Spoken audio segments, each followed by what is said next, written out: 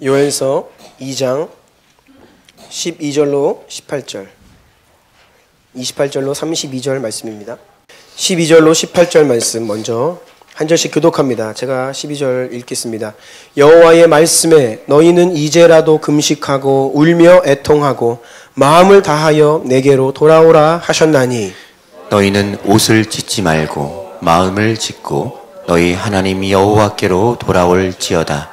그는 은혜로우시며 자비로우시며 노하기를 더디하시며 인애가 크시사 뜻을 돌이켜 재앙을 내리지 아니하시나니 주께서 혹시 마음과 뜻을 돌이키시고 그 뒤에 복을 내리사 너희 하나님 여호와께 소제와 전제를 드리게 하지 아니하실는지 누가 알겠느냐.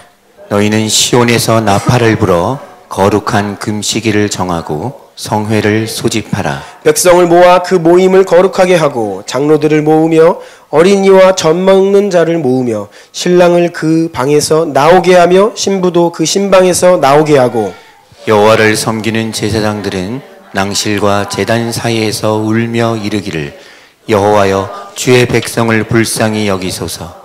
주의 기업을 욕되게 하여 나라들로 그들을 관할하지 못하게 하옵소서. 어찌하여 이방인으로 그들의 하나님이 어디 있느냐 말하게 하겠나이까 할지어다. 그때에 여호와께서 자기의 땅을 극진히 사랑하시어 그의 백성을 불쌍히 여기실 것이라. 아멘. 아멘. 28절로 갑니다. 28절 32절 한 목소리로 읽겠습니다. 시작.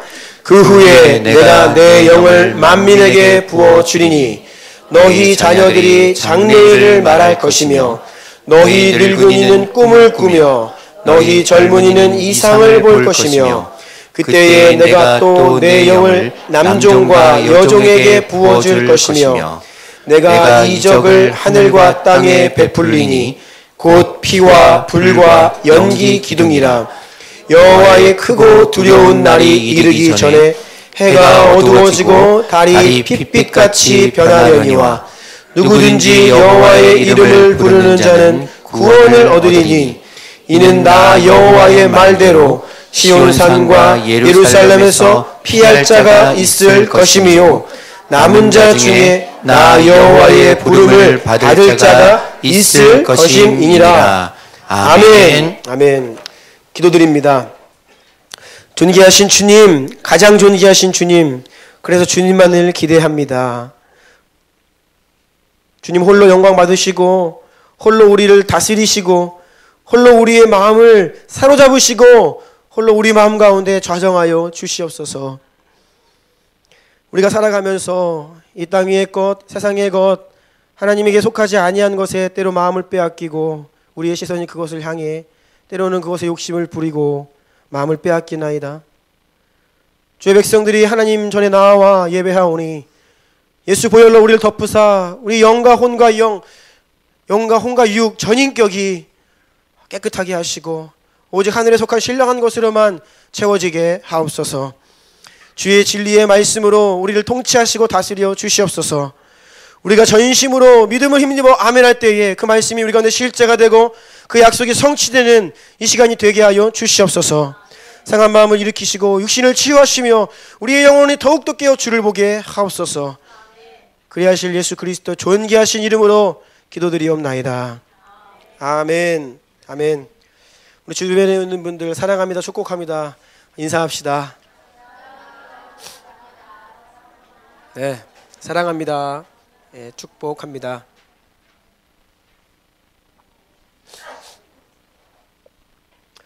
여러분, 우리는 오직 구원으로 구원을 받습니다. 그리고 오직 의인은 믿음으로 말미암아 살리라 하셨습니다. 믿음으로 구원을 받고 믿음으로 살아가는 것입니다. 그런데 이 마지막 때에는 디모데전서 말씀에 보면 많은 사람들이 돈을 탐내다가 미혹을 받아 믿음에서 떠나 많은 근심으로써 자기를 찔렀다라고 기록되어 있죠. 돈을 사랑함으로 미혹을 받아 믿음에서 떠난다는 것입니다. 또 성령이 밝히 말씀하시기를 후일에 어떤 사람들이 믿음에서 떠나 미혹하는 영과 귀신의 가르침을 따르리라 라고 기록되어 있죠. 믿음에서 떠난다는 것입니다. 믿음을 떠난다는 것은요, 단순히 예수님을 부인하고 교회를 떠나는 게 아닙니다. 반기독교인이 되는 게 아니에요. 단순히 교회를 안 나오는 것이 아닙니다.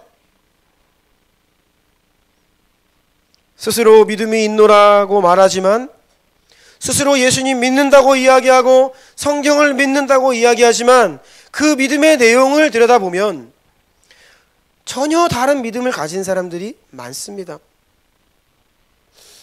바로 이것이 미혹하는 영과 귀신의 가르침을 따르는 것이에요. 그래서 마지막 때에 믿음을 떠나는 일들이 일어나는데, 그것은 입으로 예수님을 부인하는 그 차원이라기보다 입으로는 고백하지만 내용이 다른 겁니다. 그래서 우리는 믿음이 있노라고 고백을 하고 우리의 신앙을 고백함과 동시에 우리가 무엇을 믿고 어떠한 내용을 고백하고 무엇을 붙들고 살아가는지를 늘 점검해야 합니다. 믿음이란 무엇이라고 하였죠? 확실한 지식을 향한 굳건한 신뢰. 따라해 보겠습니다. 믿음이란 확실한 지식을 향한 굳건한 신뢰. 하이델베르크 21문이에요. 믿음이란, 그것에 대한 답이 좀 깁니다. 근데 그것을 제가 요약을 하자면 이 두 가지라는 겁니다. 확실한 지식을 향한 굳건한 신뢰. 믿음이란 성경의 하나님 말씀을 절대 진리임을 믿고 가까이 하고 순종하는 것입니다. 굳건한 신뢰란 바로 이런 것을 이야기해요. 그것이 진리인 것을 믿기 때문에 신뢰하고 의지하고 내 목숨도 내어드릴 수 있을 신뢰가 있다는 거예요. 그 안에 나의 죽음이 단순히 이 죽음이 끝이 아니라는 것을 안다는 겁니다. 이것이 굳건한 신뢰예요. 우리가 성경을 암송하고 있지요. 새로운 삶, 그리스도께 순종. 두 번째 말씀이 뭡니까? 요한복음 14장 21절. 다 같이 암송하겠습니다. 시작. 나의 계명을 지키는 자라야 나를 사랑하는 자니, 나를 사랑하는 자는 내 아버지께 사랑을 받을 것이요 나도 그를 사랑하여 그에게 나를 나타내리라. 아멘. 이게 앞에서부터 쭉 하면 되다가 갑자기 중간에 북 튀어나오면 안 될 때가 있죠. 그래서 이거 계속 반복을 해야 됩니다. 69절을 대주제와 소주제로 이렇게 나눠져 있잖아요. 그 제목이 중요한 게요. 여러분 그 제목에 따른 두 말씀씩 있잖아요. 그럼 여러분 인생을 살다가 복음을 전할 기회가 있고 누군가를 건면해야 될 때에 그 소주제가 떠오르면서 그게 속한 말씀이 나오는 거예요. 그래서 이 69절이 우리가 안에 체계화가 되면 여러분이 굉장한 전도자가 됩니다. 그래서 이렇게 중간중간에 훅 물어봐도 우리가 나올 수 있어야 돼요. 지금 우리가 암송한 말씀처럼 나의 계명을, 본래 개역 한글판 예전 버전에는 나의 계명을 가지고 지키는 자라야 라고 번역이 되어 있는데 개역 개정에 가지고가 빠졌는데요. 잘못된 번역입니다. 언어를 보면 가지고 지키는 거예요. 하나님의 계명을, 하나님 말씀을 가지고 소유하고 지키는 자라야 예수님 사랑하는 자 말씀하십니다. 그러니까 입술로는 주님 사랑합니다 라고 이야기하지만 하나님의 말씀을 가지지 않고 지키지 않는 사람들이 있어요. 그러니까 입술로 말을 하는 게 중요한 게 아니라 정말 그 입술의 고백이 실제로 어떠한가를 확인을 해야 된다는 것이죠. 야고보서 말씀에 너희는 말씀을 행하는 자가 되고 듣기만 하여 자기를 속이는 자가 되지 말라 하였습니다. 오늘도 우리가 주의 전에 나왔습니다. 말씀을 듣습니다. 그런데 말씀 들으러 온 게 아니에요. 말씀을 듣고 좋은 말씀 듣고 은혜 받고 돌아가려고 온 게 아닙니다. 만일 우리가 여기서 듣고 와 맞습니다, 하나님 말씀이에요, 아멘 하고 돌아가면 자기를 속이는 자라는 거예요. 행함이 없는 믿음이 능히 자기를 구원하겠느냐? 허탄한 사람아, 행함이 없는 믿음이 헛것인 줄 알고자 하느냐? 영혼 없는 몸이 죽은 것 같이 행함이 없는 믿음이 죽은 거다라고 우리에게 말씀하고 있잖아요. 그래서 믿음이란, 다시 정의, 확실한 지식을 향한 굳건한 신뢰. 근데 오늘날은 믿습니다 하는데 지식이 없어요. 또는 지식은 있는데 행함이 없어요. 믿음이 아닙니다. 그런데 성경이 믿음이 아닌 것을 오늘날은 믿음이라고 이야기하고 우리 자신을 위안하고 합리화하며 살아가는 성도들의 우리들의 모습이 많다라는 것이에요. 제가 지난 금요일도 이렇게 교회 밖에 다른 청년들을 만나서 말씀을 전했는데요. 우리는 늘 익숙하지요. 저와 여러분은 익숙합니다. 서로가. 그러니까 잘 모르지만 처음 만나는 분들과 이렇게 대면을 하여서 그들도 내가 익숙하지 않고 저도 그들이 익숙하지 않죠. 그러면 뭔가 더 마음이 원색적으로 드러날 때가 있어요. 말씀을 전하면서 이렇게 질문을 주고받고 대화를 하는 시간들도 가졌는데요. 청년들 가운데 그런 질문을 해요. 왜요? 왜 그렇게 해야 되죠? 시대가 너무나 악하고 그들이 지금까지 살아온 이 환경들이 이해가 안 되는 거죠. 뭐가요? 하나님 말씀이요. 그러니까 왜요? 라는 질문을 하는 거예요. 우리가 알게 모르게 하나님 말씀을 들은 가운데에도 왜요? 라는 질문을 합니다. 그런데 왜요? 라는 질문을 하면요, 우리가 그것을 하나님 말씀을 향한 굳건한 신뢰에 문제가 생기기 시작해요.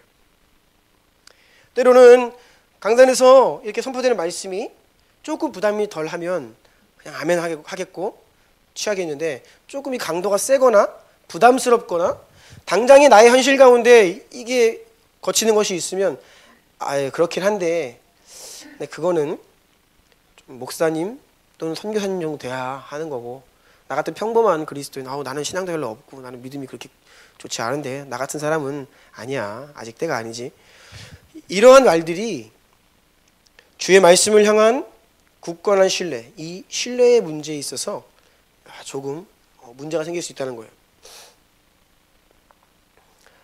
그리고 우리가 그런 마음을 갖는다면 듣기는 하지만 되돌아가서 그것은 나를 향한 게 아니야, 당장 내 삶을 위한 게 아니지, 그거 좀 지나쳐, 나는 아직 그런 믿음이 없어 라고 한다면 바로 야고보서 기자가 말하고 있는 듣고 돌아가서 자신을 속이는 행함이 없는 믿음에 우리가 빠질 수 있다는 것입니다.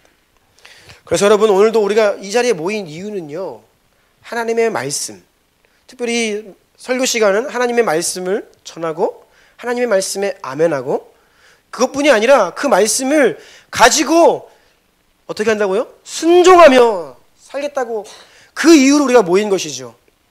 만약에 그렇지 않다면 이 시간은 무의미한 시간입니다. 세상의 강연과 설교에 다른 점이 있어요. 그것은, 세상의 강연은 사람의 말과 사람의 논리를 이야기합니다. 근데 이 자리는요, 하나님의 말씀을 전하는 자리예요. 그래서 달라요.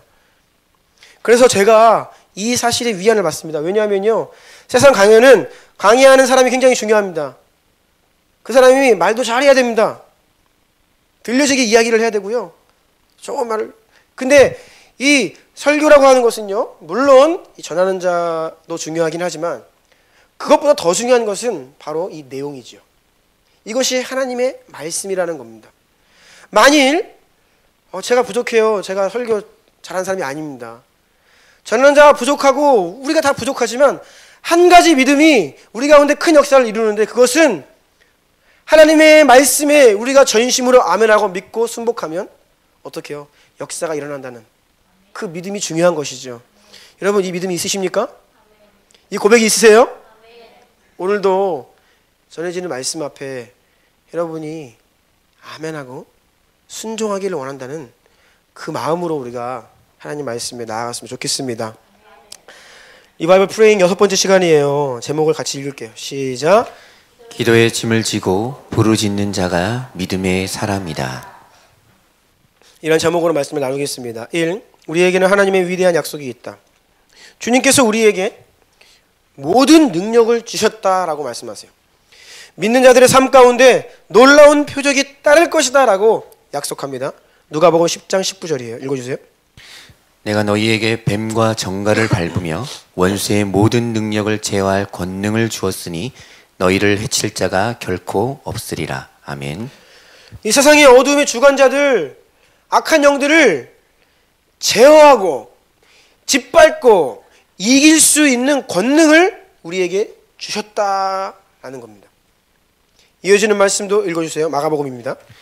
믿는 자들에게는 이런 표적이 따르리니 곧 그들이 내 이름으로 귀신을 쫓아내며 새 방언을 말하며 뱀을 집어 올리며 무슨 독을 마실지라도 해를 받지 아니하며 병든 사람에게 손을 얹은즉 나으리라 하시더라. 아멘. 우리가 가진 약속은 이렇게 위대합니다. 하나님께서 영적 권세를 주셨습니다. 예수 그리스도 이름 안에 엄청난 능력을 우리에게 주셨어요. 이것이 예수 안에 우리의 것이다라고, 성도들의 것이다라고, 성도들의 권세라고, 이것이 믿는 자에게서 나타날 일이라고 약속으로 주셨어요. 사람의 약속이면 변질될 수 있고 깨질 수 있지만 이것은 하나님의 약속이에요. 하나님이 약속이기 때문에 이것은 우리에게 이루어지는 약속인데, 우리가 이렇게 위대한 약속을 가지고 살아가는 자들이라는 겁니다. 가로 2번입니다. 이와 같은 주님의 약속은 사도들의 사역과 초대교회 성도들의 복음을 전하는 삶의 현장 속에서 구체적으로 경험되고 실제가 되었죠. 사도행전 5장 32절 다 같이 읽어볼까요? 시작. 우리는 이 일의 증인이요 하나님이 자기에게 순종하는 사람들에게 주신 성령도 그러하니라 하더라. 아멘. 이 말씀의 배경을 보면요, 사도들이 붙잡혀서 옥에 갇혔습니다. 채찍을 맞고 경고를 받습니다. 그렇게 하면 죽는다. 예수 이름 이야기하지 마라 라고 경고를 받고 있습니다. 예수 이름으로 가르치지 말라고 그렇게 경고했을 텐데 왜 자꾸 예수 이름 전하느냐 라고 지금 혼나고 있는 거예요, 공의에서. 그때 베드로와 사도들이 이렇게 이야기합니다. 내가 그 일의 증인인데 어찌 이야기하지 않을 수 있는가. 예수님의 십자가 부활의 증인이기 때문에 우리는 그것을 이야기해야만 한다. 그리고 또 한 가지를 이야기합니다. 당신들이 보고 있는 것처럼 우리에게 주신 성령도 그 증거다라고 말하고 있는 거예요.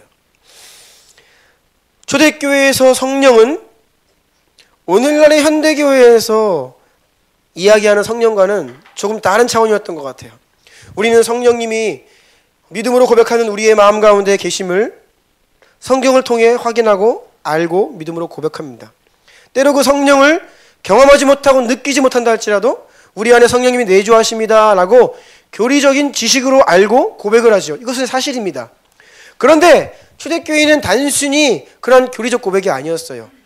그 하나님을 믿지 않는 교회 밖에 있는 영혼들에게도 당신들이 지금 눈에 보고 있는, 목격하고 있는 이것이 성령입니다 라고 이야기했다는 것입니다. 그만큼 성령의 역사가 현저했다는 것이에요. 표적과 기사가 많이 일어났고요, 못 걷던 자가 일어났고요, 수많은 사람들이 예루살렘 부근에 있던 사람들이 예루살렘 교회의 놀라운 소식을 듣자 병든 자, 귀신 들린 자, 고통당한 자를 다 교회에 데리고 오는데 다 나음을 받았다라고 이야기를 해요. 그래서 당국자들도 부인할 수 없는 증거가 있는 겁니다. 그래서 사도들은 당신들이 보는 이 성령의 역사가 증거입니다라고 이야기를 하는 거예요. 이것이 초대교회였죠. 히브리서 2장 4절 다 같이 읽겠습니다. 시작. 하나님도 표적들과 기사들과 여러 가지 능력과 및 자기의 뜻을 따라 성령이 나누어 주신 것으로서 그들과 함께 증언하셨느니라. 아멘. 이 히브리서 기자가 히브리서를 기록하는데 자신과 자신이 속한 공동체가 사도들로부터 복음을 들었는데 그 처음 복음 들었을 때 이를 회상하며 기록한 말씀이 바로 히브리서 2장 4절이에요. 자신들에게 처음 복음을 전했던 사도들이 예수님의 십자가와 부활, 이것을 복음을 자신들에게 우리에게 전했는데 그때 단순히 지식만을 전한 것이 아니라 그 가운데 성령의 역사가 함께 나타나서 그들과 함께 우리에게 증언했다는 거예요. 표적, 기사, 능력, 성령이 나누어 주신 것으로서 우리가 증거를 받았기 때문에 믿었습니다라고 고백을 하고 있어요. 단순히 예수 그리스도께서 당신을 위해 십자가에서 죽으시고 부활하셨습니다라고 이야기하는 것이 아니었고 그 약속하신 성령의 역사가 복음을 전하는 자리에서 현저하게 나타났다는 것입니다. 이것이 사도들과 초대교회, 그들에게 하나님의 약속이 실제가 되고 경험되는 자리였다는 거예요. 고린도전서 2장 4절 5절도 다 같이 읽겠습니다. 시작. 내 말과 내 전도함이 설득력 있는 지혜의 말로 하지 아니하고 다만 성령의 나타나심과 능력으로 하여 너희 믿음이 사람의 지혜에 있지 아니하고 다만 하나님의 능력에 있게 하려 하였노라. 아멘. 아멘. 사도 바울의 말입니다. 그런데 사도 바울은 우리의 예상과는 다르게, 우리는 사도 바울이 굉장한 서일교가고 굉장히 담대하고 능력으로 막 말씀 선포하는 사람인 줄로 생각을 하죠. 그런데 성경을 보면 사도 바울은 다소 그런 사람이 아니었던 것 같아요. 사도 바울 스스로가 이렇게 고백합니다. 내가 비록 말에는 부족하나 지식에는 그렇지 않다. 자신이 그리스도의 계시를 받아 복음으로 충만하는데 자신의 말은 부족하다는 거예요. 사도 바울은 또 비난을 받았습니다. 고린도 교회 성도들한테. 뭐라고요? 그는 얼굴을 맞대면 굉장히 유순하고 별 볼 일 없는데 꼭 저렇게 어디 딴 데 가가지고 편지할 때 막 힘있게 편지한다. 그런 말을 했어요. 막 편지로는 막 혼내는 거예요. 복음을 논리정연하게 기록을 하면서 책망하고 너희는 이렇게 해라. 너희는 나를 본받으라. 이야기를 하는데 대면을 하면 유순해요. 때로는 힘이 없어 보입니다. 그렇게 비판을 받았어요. 사도 바울의 사역이 설교가 화려하고 그가 말을 잘했기 때문이 아닙니다. 사도 바울의 능력이, 이 성령의 나타나심, 이 능력, 이것이 바로 사도 바울이 많은 교회를 개척하고 교회를 섬길 수 있었던 이유예요. 여러분, 그런데 이것이 성도들의 본질입니다. 이것이 교회의 본질입니다. 우리가 때로는 말이 어눌할 수 있습니다. 복음을 전할 때 우리의 말이 어눌할 수 있고, 우리가 때로는 담대함이 없고 쑥스러울 수 있고 자신이 없을 수도 있죠. 우리의 스킬은 조금 부족해도 우리에게 반드시 있어야 될 것은 바로 성령의 능력인 거예요. 성령의 나타나심, 즉 하나님께서 교회와 성도들에게 약속하신 그 성령의 불같은 역사, 그것이 우리 가운데 있어야 한다는 것입니다. 오늘날 세상을 보세요. 글로벌 기업들이 첨단 과학기술을 자랑합니다. 그러면서 앞다투어서 경쟁적으로 신제품을 쏟아내요. 그래서 우리 다윤자매가 아이패드 최신 거를 여기 구매를 해서 제가 좀 구경을 했어요. 지지난주에. 근데 제 입에서 계속 감탄사가 나오더라고요. 제가 들고 있는 이 아이패드도 처음 나왔을 때는 굉장한 거였거든요. 그런데 요즘에 나오는 거 보니까 아무것도 아니에요.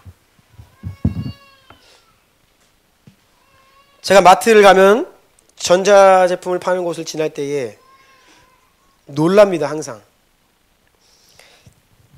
첫 번째 뭐에 놀라냐면 TV를 볼 때 TV가 과연 얼마나 더 커질 것인가 앞으로는. 제가 중고등학교 시절만 해도 25인치 브라운관 TV 있잖아. 앞뒤가 이렇게 29인치 이만한 거, 그게 소위 잘 사는 집에 있는 TV였습니다. 지금은 이 교회에 있는 화면도 그리 큰 화면이 아닙니다.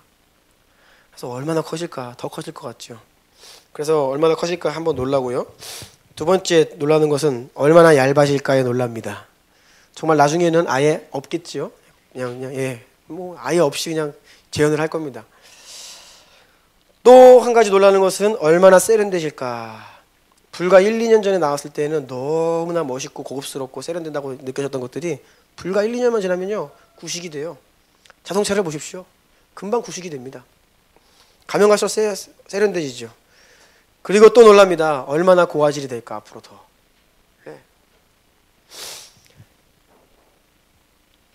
이러한 이 기술이 사람들의 마음을 빼앗고 있고, 사람들은 거기에 와 감탄사를 열만합니다. 정말 짱이다라고 우리가 이야기를 합니다. 네. 스포츠, 연애, 예술, 이런 세상의 영역들을 보십시오. 인간의 능력을 뽐냅니다. 인간의 능력을 자랑합니다. 인간의 화려함으로 사람들의 마음을 사로잡고 있습니다. 여러분이 정말로 지난 한 주도 살아갈 때에 정말 여러분 입술에서 와 라는 고백을 누구를 향해, 어떤 대상을 향해 했는지를 한번 기억해 보세요. 모든 탄성과 환호성은 우리 주님께서 받으셔야 되는데 우리는 다른 것에 와 합니다. 저는 손흥민의 골을 보면서 와 했어요. 프리미어리그에서 매 경기마다 지금 골을 넣고 있는데요. 와 잘한다. 사람들은 자기의 능력을 자랑하고 있습니다. 지난주에 나눈 것처럼 이단들도 그들 불같은 열성과 끈기와 집요함으로 영혼들을 미혹하면서 사탄의 능력을 자랑하고 있어요. 그런데 여러분, 교회는 무엇을 자랑하고 있습니까? 성도들은 무엇을 자랑하고 있습니까? 교회는 예수님께서 하신 일을 이어서 우리도 하는 것이 교회예요. 그리스도인의 기준은 예수님입니다. 그리스도의 삶과 교회는 사복음서에 기록되어 있는 예수님의 삶과 사역을 재현하는 것이에요. 예수님은 이렇게 말씀하셨습니다. 내가 진실로 진실로 너에게 이르노니 나를 믿는 자는 내가 하는 일을 할 것이요 그보다 더 큰 일도 할 것이다. 그런데 오늘날의 성도들과 오늘날의 교회의 관심과 기준이 다른 곳에 있습니다. 주님께서 하시는 일을 우리가 해야 하고 예수님의 삶이 예수님을 닮아가는 것이 우리의 기준인데 우리는 자꾸 이 땅의 다른 사람, 다른 누군가, 다른 교회를 기준으로 삼아요. 그리고 많은 교회들이 자기 합리화에 빠집니다. 우리 인간이 그래요. 인간이 자기 합리화에 덫에 빠지면 굉장히 골치 아픈데 우리가 대부분 그래요. 내 연약함이 있잖아요. 그러면 그걸 합리화해요. 자기 정당화를 하는 거죠. 그런데 신학을 가지고서도 이 일을 합니다. 교회가 모습이 초라합니다. 아까 말씀드린 것처럼 뱀과 전갈을 밟을 건세를 주셨고 표적과 기사가 따를 것이라 하셨는데 전혀 그것들이 없는 교회 현실 가운데 합리화를 합니다. 이 시대는 그때랑 달라. 그때는 뭐 그게 꼭 필요했던 시대고 지금은 아니야. 자꾸 합리화를 하죠. 정당화를 합니다. 그러면서 정작 우리가 해야 할 일들을 하지 않아요.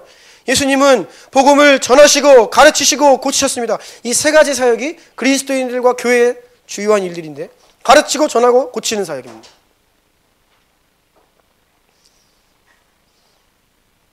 그런데 자기 합리화에 빠져서 연약한 것들을 정당화하며 다른 일들을 합니다.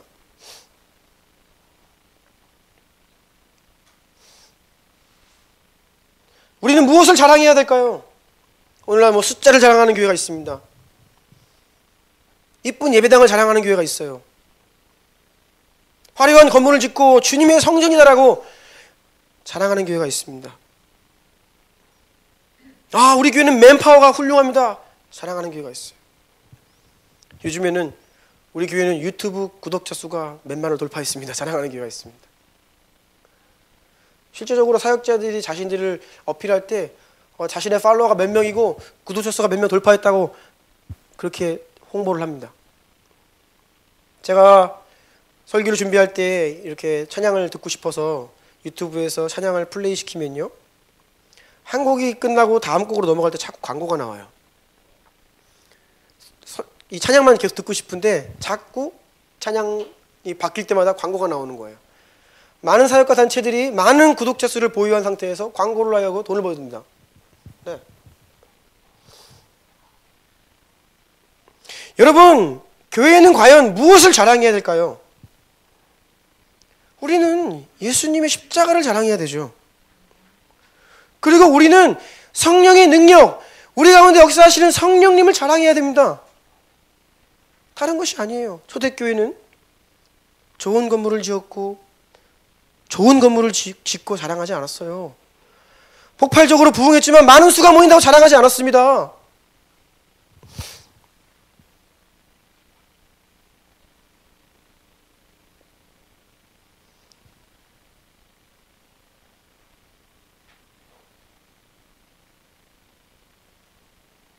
그런데 우리는 자랑하지 못하고 때로는 다른 것을 자랑하고 마땅히 해야 할 일을 하지 않고 다른 일에 열심을 낼 때가 많다는 것이에요.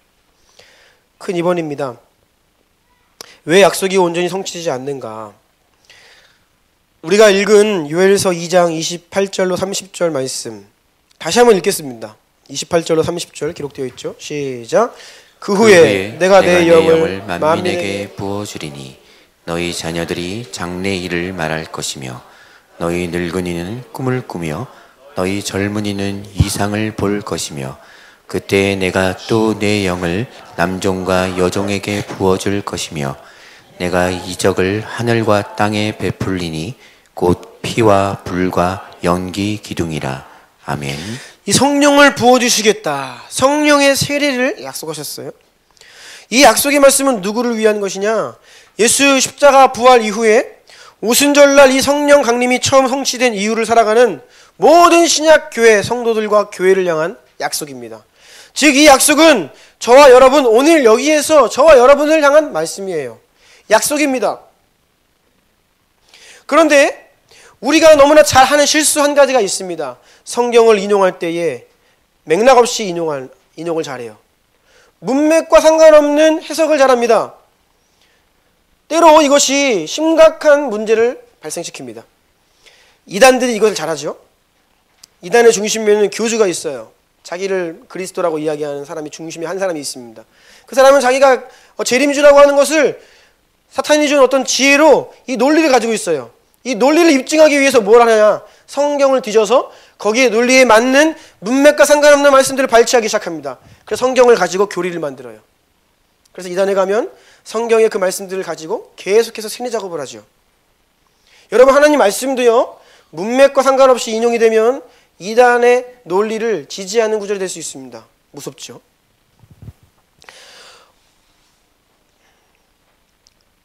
오늘 지금 읽은 이 약속, 성령 세례에 대한 엄청난 약속의 말씀은 다음과 같은 맥락에서 주어진 말씀입니다. 요엘서 2장 12절부터 오늘 우리가 읽은 말씀인데요. 제가 부분적으로 발췌했죠. 읽어주시겠어요? 여호와의 말씀에 너희는 이제라도 금식하고 울며 애통하고 마음을 다하여 내게로 돌아오라 하셨나니 너희는 옷을 찢지 말고 마음을 찢고 너희 하나님 여호와께로 돌아올지어다. 너희는 시온에서 나팔을 불어 거룩한 금식일을 정하고 성회를 소집하라.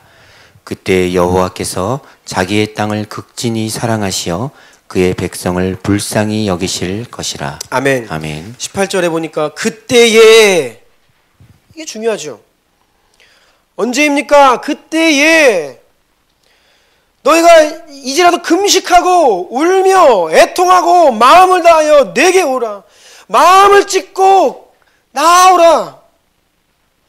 예외가 없습니다. 젖먹이들까지, 신랑과 신부들까지 예외가 없는 거예요. 다 죽기로 나아오라. 그때에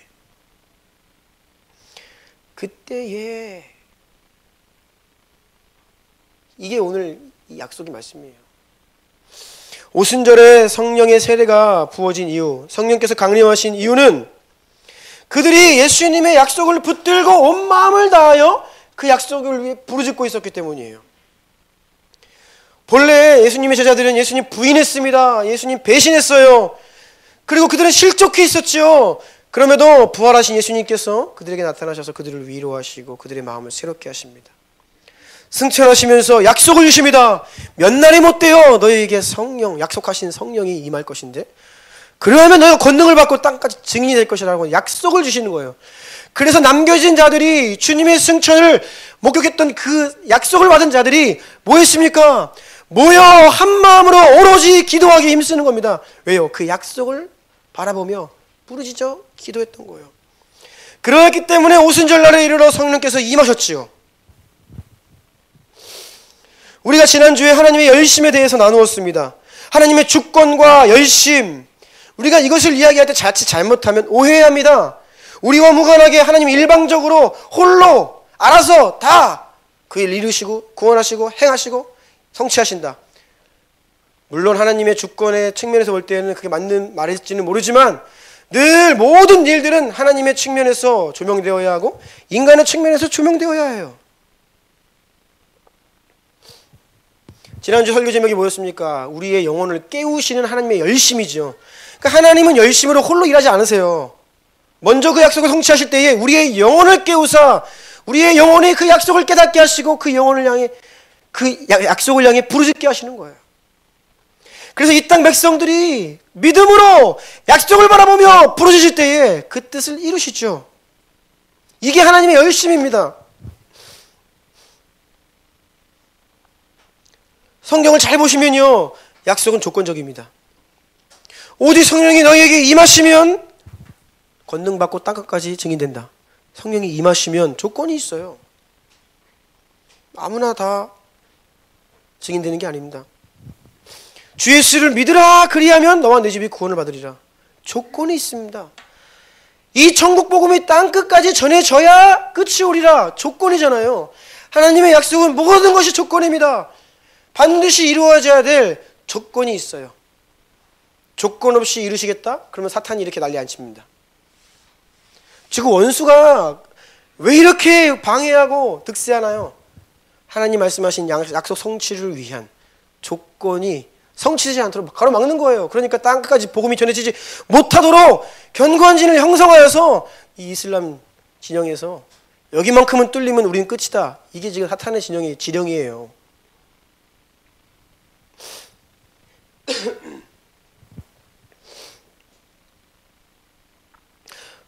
오늘날 우리는 교회와 하나님의 백성들에게서 성령의 권능이 사라진 것을 보면서도 슬퍼하지 않습니다. 그리스도인들이 세상을 사랑하게 되었고 그것 때문에 교회가 세상의 조롱거리가 되고 하나님의 징계 가운데 우리가 있음에도 불구하고 우리는 주님께로 돌아가지 않고 있습니다. 제가 지난주에 중국교회 한 지도자의 참 위대한 아름다운 고백을 보았는데요. 지금 중국교회가 큰 핍박 가운데 처했죠. 제가 아는 선교사님들도 다 쫓겨나고 있습니다. 거의 지금 수순을 밟고 있습니다. 하나하나 다 쫓겨나고 있고 교회들이 폐쇄당하고 그리고 중국교회 지도자들이 감옥에 들어가고 있습니다. 삼자교회라고 하여서 중국 공산당에서 정부에서 이것을 인정한 법적으로 허가된 교회가 삼자교회예요. 모든 가정교회와 초교파들 다 이 삼자교회로 들어오라는 것입니다. 그래서 나라로부터 허가를 받고 종교행위해라 그렇게 하는 거예요. 그런데 이 삼자교회에 들어오면 문제가 되는 게 나라의 말을 들어야 됩니다. 말을 듣지 않으면 그 라이센스가 없어져요. 그런데 요즘 이 시진핑 정부가 요구하는 것이 예배드리기 이전에 이런 공산당원 어떤 선서 이런 것들을 하게 하는 겁니다. 그러니까 이 양심이 있고 믿음이 있고 깨어있는 목회자들은 삼자교회에 가입하는 순간 우리가 타협하고 배교하는 것이다라는 그 믿음이 있는 것이죠. 마치 우리나라 신사참배세처럼 예배드리는 것을 방해했던 게 아닙니다. 예수님 믿지 말라고 한 게 아니에요. 너의 예배 드려. 예수님 믿어. 잘한다. 그거 해. 그런데 사이렌 소리가 울릴 때 동쪽을 향하여 동방유배를 해라. 신사참배를 해라. 이것만 하면 된다. 이렇게 타협했잖아요. 타협을 요구했잖아요. 그래서 많은 교회들이 그것을 거절하여서 문을 닫고 핍박을 받고 있는데 그 중국교회 지도자가 이렇게 이야기를 하더라고요. 자신은 신앙의 양심을 가지고 불순종, 불복종하기로 했다. 즉 폭력을 동원하지 않은 비폭력 무저항 운동을 자기는 하겠다는 거예요. 왜냐하면 이것이 이 정부의 어떤 지침들이 하나님의 말씀과 반하기 때문에 자신은 그것을 들을 수가 없다. 그래서 반대한다. 그래서 그러므로 인하여서 자신이 감옥에 갈 수 있는 것도 다 받아들이겠다라고 고백을 해요. 그러면서 하는 말이 자신이 하는 것은 반정부 운동이 아닙니다. 이 나라 법을 바꾸겠다는 것이 아닙니다. 자신은 이 중국교회에 가해지고 있는 핍박이 중국교회를 향한 하나님의 징계라는 것을 겸손히 받아들입니다. 우리가 이 징계를 잘 받아 이거를 이겨내야 됩니다. 이렇게 고백을 하는 거예요. 여러분 중국교회가 이런 핍박들을 단순히 사탄이 교회를 무너뜨리려고 하는 계략이다 이런 모드로 가지 않아요. 하나님의 징계라고 인정을 하는 거예요. 자신들을 순결하게 하시려고 자기들이 경제 발전하면서 마음이 주님께 순수한 마음을 잃었다는 겁니다. 그런데 우리 한국교회를 보십시오. 모두가 다릅니다. 세상이 우리를 공격하고 미디어가 공격하고 할 때에 이것이 하나님의 징계입니다. 우리가 이 징계를 겸손히 받겠습니다. 회개하는 것보다는 뭐합니까? 정치적으로 동성애 합법화를 막아야 된다고 하면서 정치적으로 동원하고 지금도 또 보수계에 또 희망으로 떠오르는 한 분이 계십니다. 저는 그분을 개인적으로 호감을 가지고 있습니다. 그럼에도 불구하고 교회들이 정치적으로 한 정당 또 믿음의 사람을 하나님의 사람을 기독교인을 대통령의 자리에 세워야 한다. 어떤 이러한 방향성 자체가 우리가 지금 맞이하고 있는 이 고통의 때에 하나님의 징계이기 때문에 우리가 회개해야 됩니다. 이게 아니라 이거는 교회를 향한 사탄의 계계고 이거 막아서야 되고 물리쳐야 되고 대적해야 되고 하나님의 징계 속에서도 주님께 돌아가지 못하는 거예요. 정당화하는 것입니다. 우리의 초라함과 우리의 타락과 우리의 현실을 정당화하고 자기와 합리하고 있는 거예요.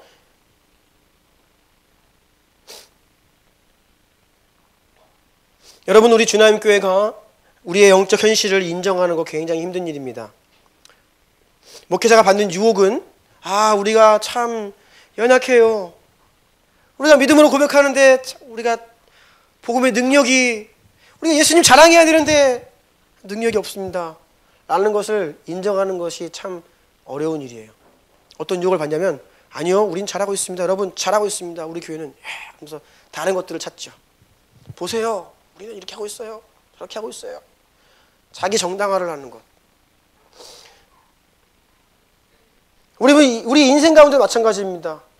때로 하나님께서 우리를 고통 속에 두실 때에 우리의 마음이 우리 자신의 모습을 온전히 인식하고 직면하고 회개하고 돌이켜 주께 나아가야 되는데 우리는 많은 경우에 그것들을 정당할 때가 있어요.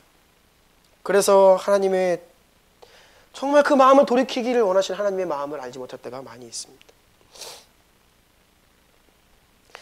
여러분, 만약에 우리가 이렇게 교회를 향한 약속의 말씀들이 많이 있기 때문에 주님 약속을 주셨는데 왜 우리의 모습이 이러합니까? 이거 하나님 약속인데 왜 우리에게 이루어지지 않습니까? 라고 묻는다면 하나님께서는 이렇게 반문하실 겁니다.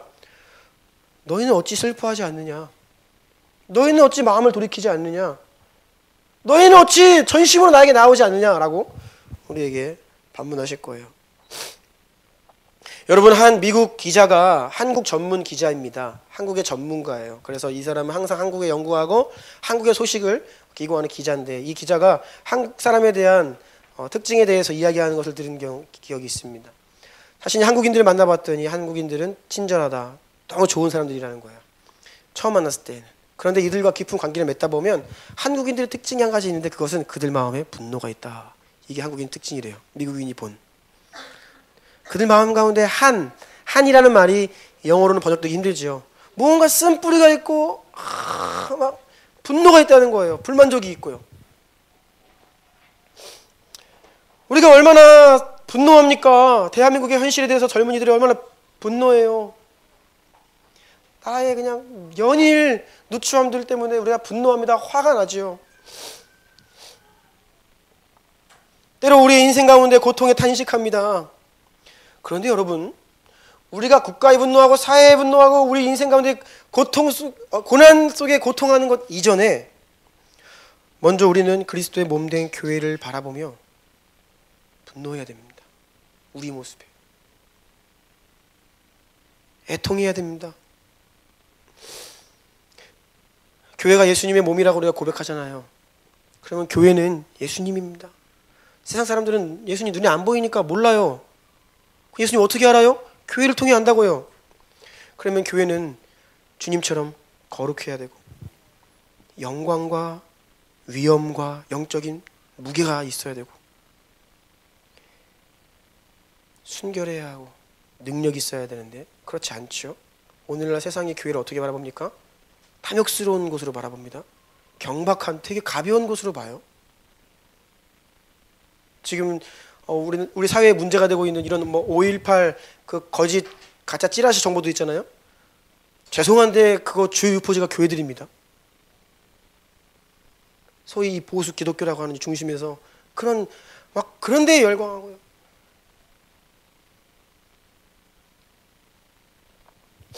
사람들이 볼 때 지금 교회를 전혀 위험 있게 안 봐요. 거룩하게 안 봅니다. 경박스럽게 본다는 것입니다. 우리는 바로 이러한 우리의 현실에 슬퍼해야 되는 거예요. 여러분, 세상에서 분노 물론 할 수 있죠. 그런데 세상에 잘못된 것은 당연한 겁니다. 세상은 하나님의 나라가 아니에요. 지금은 공중권세 잡은 자 어두움 가운데 있습니다. 그곳에는요 계속해서 어두운 일들이 일어나요. 분노할 일들은 계속해서 있는 것이 정상입니다. 그런데 이 교회는 예수님의 몸이라고 하였고 하나님의 백성이라고 하였기 때문에 사실 우리가 분노해야 한다면 교회의 모습에 분노해야죠. 슬퍼해야 한다면 비정상적이다라고 이야기하려면 세상이 아니라 교회의 모습, 우리의 모습에 한탄해야 한다는 것입니다. 권능을 잃고 뱀과 전갈을 밟을 권세를 받았다고 하지만 우리는 힘겹게 살아가는 우리의 모습, 초라한 모습에 우리는 슬퍼하지 않고 있어요. 큰 3번입니다. 오직 믿음만이 기도의 자리로 이끈다. 믿음은 지식과 그 지식을 확실한 지식을 향한 굳건한 신뢰라고 하였는데, 그래서 순종하고 행하는 이것이 믿음인데, 우리 다 회개해야 한다는 지식은 있습니다. 우리가 죄인이라고 하는 지식도 있어요. 그런데 문제는요, 회개를 못합니다. 죄인이기 때문에 우리의 이렇게 연약한 모습과 교회의 현실 때문에 통곡하고 애통하며 회개하고 돌이킬 능력이 없는 거예요. 그러니까 진정한 믿음, 지식에 대한 굳건한 신뢰로서의 행함이 따라와야 되는데 우리는 행함의 능력을 상실했어요. 회개에 대한 지식은 있지만 회개할 능력이 없어져 버렸어요. 그러니까 우리 가운데 믿음이 회복되어야 되는 거예요. 우리는 믿음이 없는 것입니다. 오늘날 믿음이 없는 시대가 된 것이에요. 많은 사람들이 믿음을 떠난다고 하는데 그것이 다른 사람이 아니라 바로 우리들이라는 것입니다. 우리는 울며 애통하며 마음 다해 여호와께로 돌아가야 한다는 것을 오늘도 말씀을 통해 확인하지만 그렇게 할 여력이 없는 것입니다. 가로 2번 읽어주시겠어요? 기도는 힘든 일이다. 기도는 결코 쉽지 않다. 기도는 큰 인내심을 요구한다. 기도는 자기를 부인하는 것이다. 날마다 자신의 선택에 의해 죽어야만 기도할 수 있다. 그런데 우리는 기도하지 않는 것을 태만, 영적 갈망의 결여, 비전의 상실이라고 규정할지 모르겠다. 그러나 하나님의 말씀은 그것을 죄라고 규정한다. 네. 너희는 이제라도 나아오라, 마음을 다하여 찢고 부르짖으라 라고 주님께서 말씀하시는데 우리가 죽게 나아가지 못해요. 왜냐하면 기도는 힘든 일입니다. 쉽지 않아요. 고됩니다. 자기를 부인해야만 겨우겨우 할 수 있는 것입니다. 그래서 우리가 기도하지 못하고 있죠. 그럼에도 불구하고 누가 기도를 할 수 있습니까? 우리가 기도의 부담과 어려움에 짓눌리지 않기 위해서는 그 너머에 있는 하나님의 약속의 영광, 그 위대함을 믿음의 눈으로 바라볼 때에 기도의 짐을 지는 거예요. 하나님의 위대한 약속을 믿음의 눈으로 바라보는 자가 기도의 짐을 질 수 있는 것입니다. 영광을 바라보는 자가 십자가를 질 수 있는 거예요. 히브리서 11장의 믿음에 대한 내용들을 보십시오. 다 약속을 바라보며 그 약속의 영광을 바라보며 지금 여기에서 죽는 겁니다. 여기에서 여기서 나그네 인생을 사는 거예요. 결코 쉽지 않죠. 그런데 그것을 감당할 수 있는 힘은 약속을 바라보는 믿음의 눈에서 나온다는 것입니다.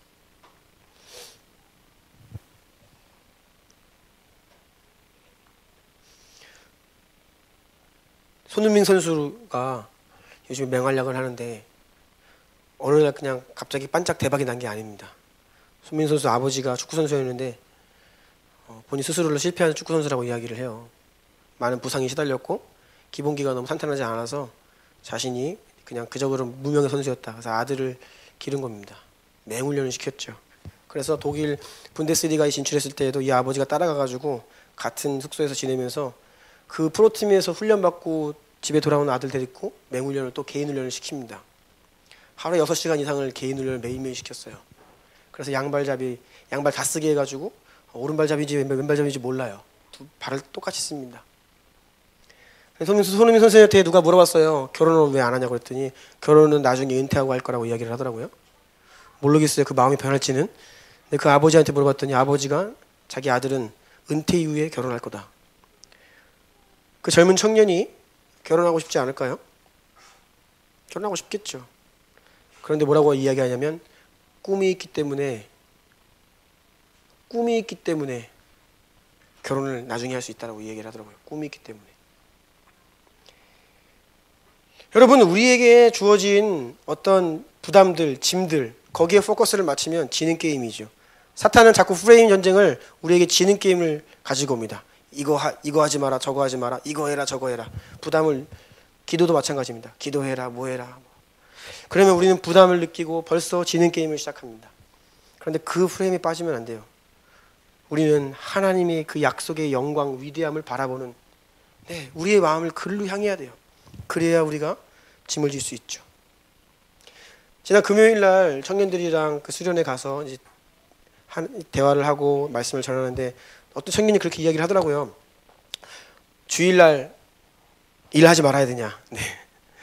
그 얘기 많이 있잖아요. 뭐 어른들은 주일날 일하지 마라, 막 이렇게 이야기를 많이 합니다. 근데 벌써 여러분, 주일날 일하지 마라 라고 하는 순간 지는 게임입니다.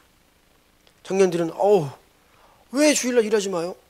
하지 말라는 거 막 이게 부담이에요. 제가 이제 얘기했어요.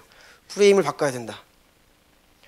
이 가운데 월요일부터 주일까지 주 7일 쉬지 않고 일하고 싶은 사람 손 들어봐라. 아무도 손 안 들어요. 그거는 일하지 말라는 것이 아니라 주일날을 누리라는 거잖아요. 그렇죠? 그럼 우리의 기도가 단순히 하지 말라가 아니라 주님, 주일날 안식하고 온전히 예배하면서 회복하고 싶은데요, 그런 일자리를 주세요라고 기도할 수 있잖아요. 그렇죠? 벌써 똑같은 이야기인데도 불구하고 하지마 그러면 지는 게임인 거예요. 기도도 해야 한다, 힘들다, 어렵다라고 하면요, 못합니다. 하지만 우리가 부르짖어 기도하면 우리에게 주어진, 우리가 가지고 있는 영광스러운 약속이 우리 인생과 내 가정과 우리 교회 가운데 실제가 된다고 하는 그 약속의 영광스러움에 우리의 마음을 두면 그때 비로소 그 믿음으로 우리가 기도의 짐을 질 수 있는 거예요. 그래서 4번입니다. 가로 4번. 부르짖는 자에게 큰일 행하시는 하나님에 대한 믿음을 가진 자가 기도할 수 있습니다. 하나님은 하나님의 약속을 믿는 자, 그래서 그 약속의 성취를 위해 마음 다하여 여호와께 돌이켜 부르짖는 자들의 기도를 통해 약속을 성취하십니다. 예레미야 33장 2, 3절 읽겠습니다. 시작. 이를 행하시는 여호와, 그것을 만들며 성취하시는 여호와, 그의 이름을 여호와라 하는 이가 이와 같이 이르시도다. 너는 내게 부르짖으라. 내가 내게 응답하겠고 내가 알지 못하는 크고 은밀한 일을 내게 보이리라. 아멘. 말씀 마무리하려고 합니다. 우리 좀 이렇게 기도했으면 좋겠어요. 가로 5번입니다. 기도문, 두 기도문을 제가 짤막하게 기록해 놓았는데 같이 읽어볼까요? 시작. 위대한 하나님의 약속을 가졌으나 초라한 우리의 모습에 슬퍼하며 기도의 자리로 나아갈 수 있는 믿음을 주옵소서. 마음을 찢고 돌이켜 주님께로 나아가 부르짖을 수 있는 믿음을 주옵소서. 아멘. 우리 함께 기도하기를 원합니다.